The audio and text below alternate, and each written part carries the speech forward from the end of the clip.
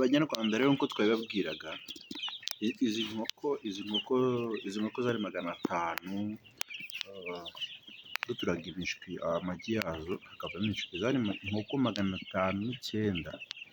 Izi nkoko rero nk'uko mubibona, izi nkoko kugeza ku munsi wa 16 uno munsi uko tuvugana, izi nkoko tumaze gupfushamo umushwi umwe. Uwo mushwi nawo icyawishe si ubundi burwayi cyangwa ikindi kintu icyo ari cyo cyose, ahubwo wishwe n'uko umukozi yawukandagiye, umushwi urapfa.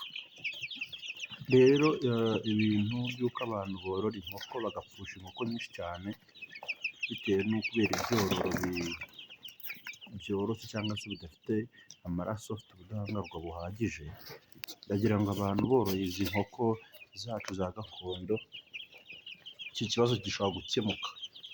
Murebe namwe, inkoko ku munsi wa 16 dupfushije umushwi umwe, nawo kandi icyawishe nta kindi, wishwe no kuba umukozi yarawukandagiye.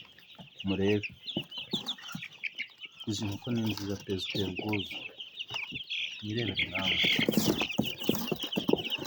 Ndashishikariza abanyarwanda rwose kuba mwasubira ku isoko mukorora inkoko zacu za gakondo, kuko ni inkoko zifite ubuzima bwiza, zikaduha natwe ubuzima bwiza kuziriye, ndetse n'uriya amagi yazo. Murebe, njyamo hari n'iziba zifite ukwezi bagurisha, ariko menye ziba zingana n'izi ahubwo. Iyi nkoko zifite amezi 10, iminsi 16 yonyine. Mwirebere rwose, murebe.